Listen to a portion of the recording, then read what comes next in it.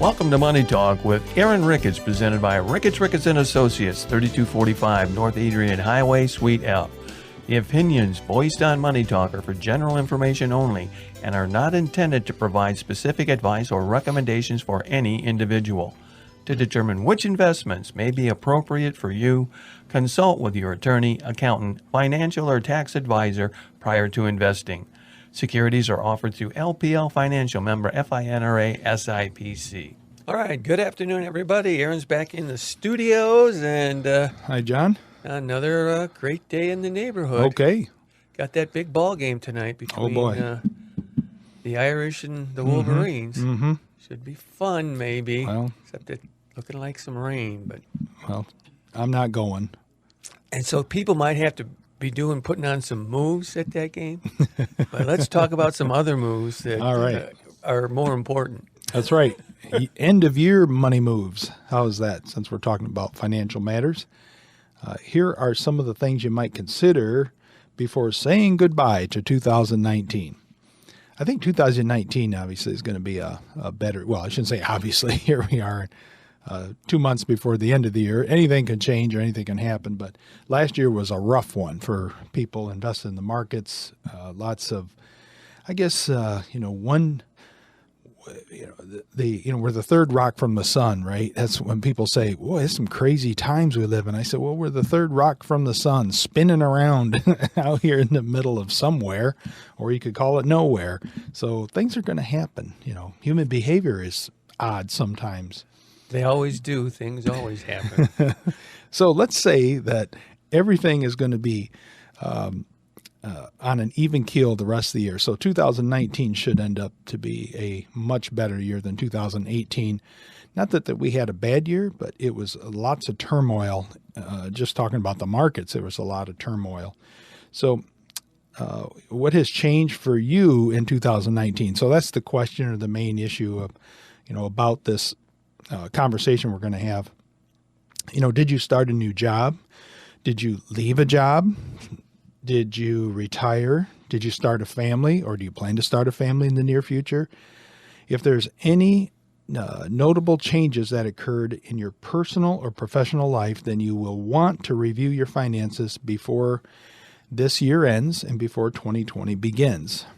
So even if your 2019 was relatively uneventful, year end or the end of the year is still a good time to get cracking on, making a budget, to thinking about or prioritizing those things that you want to do, maybe upgrades on your house or a trip. Or one of the questions I ask people when I have them come in for their semi-annual reviews is, do you have any major plans in the next 12 to 24 months? And that's mainly the question is, do you have any major purchases coming up in the next 12 to 24 months?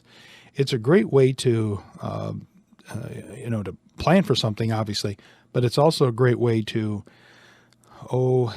get yourself in the habit of planning. And I talk about that a lot, about forming good habits. I don't care how old you are. You could still get yourself in a good or a better habit. And one thing you could do is just sitting down with your spouse or even the whole family and talk about finances and financial matters and personal goals and things like that. I enjoy doing that. My wife and I do that every 3 months, every quarter. And it helps us because we have a business that we're looking at our business numbers every month. And then every 3 months, we look at our personal finances or our personal situation, what our plans are. Not to say things can't change. I would say half of the things we say we want to do never come to fruition or haven't yet. But those things like, our house is 20 years old. So in the last couple of years, we put together a plan to do certain updates or upgrades. So we got all new appliances 1 year or through maybe a 12-month period. We just kept adding or changing our appliances. And, we started thinking more about retirement and, those plans and how much money we have to keep putting away and a lot of different things. My wife, made the decision to leave teaching, retire, and if you want to call it that, retire and come and work with me. So she's in my office for 4 days a week. And that's something that, we had talked about a few years back, but when she got enough time to retire in that business and looking at our financial situation, then we put a plan together in about, 14, 18 months. She was done, and everything has worked out great. And those are the things that you can do. It's tough sometimes when a spouse comes to their husband or wife and says, I just don't want to do my job anymore, so I'm just going to not work for a while, or I'm going to retire early, and that's it. No plan, just a quick, I can't take anymore and I'm done. Or, I feel like we can do it, but it's kind of a one-sided conversation. It is tough on a family or tough on a couple when that happens. So I suggest that you have those conversations on a regular basis and actually make it a monthly or bi-monthly or quarterly conversation, and you pick a date or, whatever that is. A lot of people have date nights, ours was Wednesday. So every other Wednesday we would go and just eat out, and because we don't do those things, we just go home. And that's mainly what we were doing.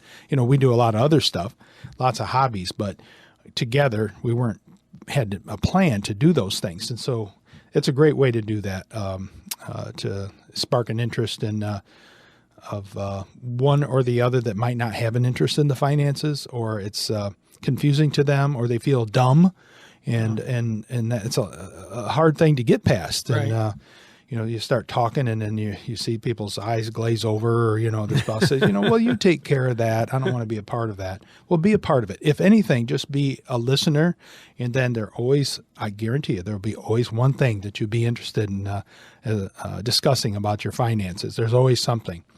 Okay. Do you practice tax loss harvesting? So this is for those that mainly have brokerage accounts that are non-IRA accounts or non-retirement accounts. So we call them after-tax accounts is what we call them. So we have a lot of retirement accounts that we service for people, but we have several other types of accounts that we can do what they call tax loss harvesting. So every year I'm looking at those accounts as they're a person's financial advisor. If you don't have an advisor, if you're doing this yourself, you really need to be a part of this or talk to your accountant about it. This is a great time to make an appointment with your accountant and take your statements in, and all your cost basis information, your capital gain or capital loss information is right on those statements. And you can take that information to your accountant, and that accountant will tell you if there's any tax loss harvesting options, or sometimes it's a capital gain harvesting. And my point is, it gets a little complicated, but when your income is at a certain level or below a certain level, any capital gain is not taxed. And that number is for a married couple upwards of just over $100,000. But there's some technicalities there about Social Security and some other things that you really need to talk to a professional about those things to make sure you understand if you're doing some tax loss harvesting or tax gain harvesting, that you understand if there would be a tax owed, how that's going to work. Because I do have it happen where there are people that I service their accounts and I'm their advisor. They want to pay zero tax. They have been paying zero tax for a long time. So many accountants, along with me, will say, the 10% bracket, right? Paying 10% is not a bad thing. And maybe we should look at, doing some IRA distributions or some of this tax gain, capital gain harvesting, things like that. But there are enough of, I have, there's some people say, I haven't paid taxes in years and I'm not going to pay taxes in years. So fine, right? It's your money is what we all say. So but some people miss out. And that tax loss harvesting is just a fantastic thing. If your advisor is not discussing this with you, and you have, and I say a substantial account value. Substantial is different for everybody. 50,000, 200,000, a million, whatever that is. If you're not discussing tax loss harvesting with your advisor, I would ask them, why are you not talking to me about this? Because this is a regular conversation that I have with people.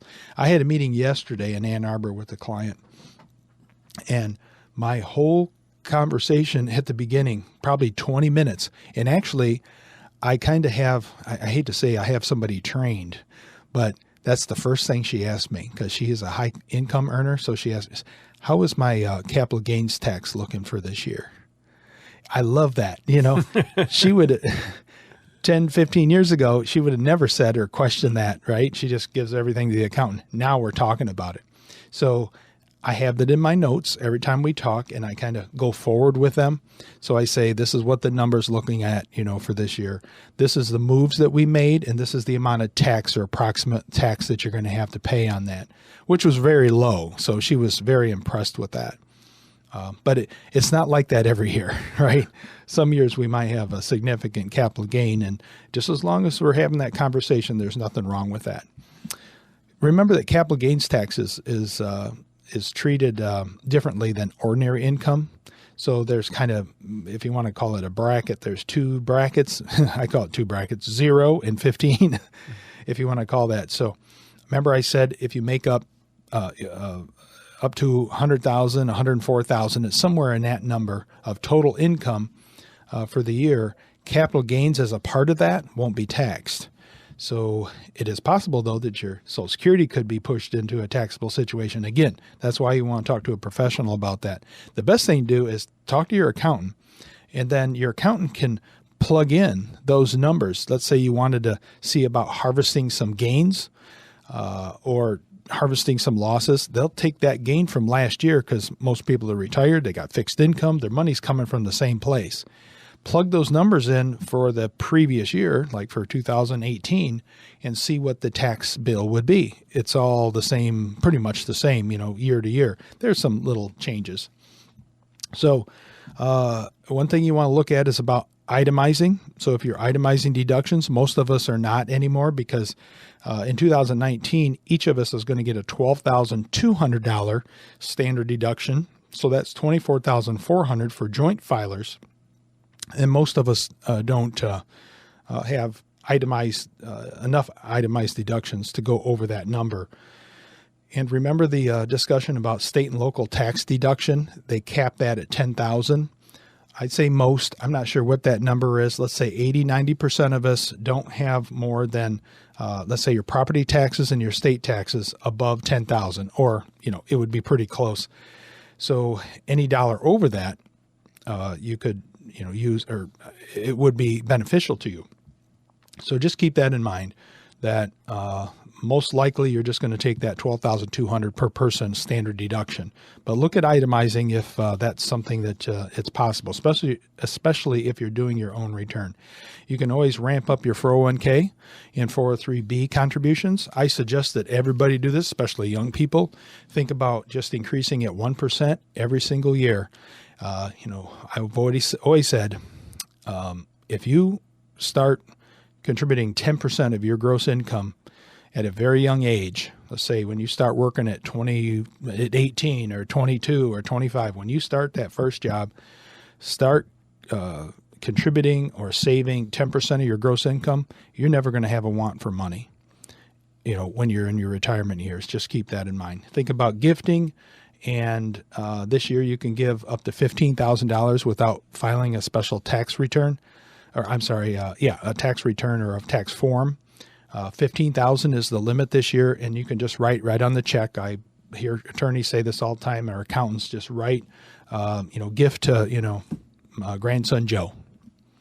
Well, and all this is important because we talked about it before. Mm-hmm. I mean, the absolute best return you can get on a dollar is limiting the amount of tax that you have to pay. It's a big expense. So, If you want to cut down on that expense, I would call a number. Call me, 265-3540. All right. Thanks a lot, Aaron. Thanks, John. That's Money Talk with Aaron Ricketts, presented by Ricketts Associates, 3245 North Adrian Highway, Suite L. The opinions voiced on Money Talk are for general information only and are not intended to provide specific advice or recommendations for any individual. To determine which investments may be appropriate for you, consult with your attorney, accountant, financial or tax advisor prior to investing. Securities are offered through LPL Financial, member FINRA SIPC. Join us once again next week for Money Talk here on 103.9 WLEN.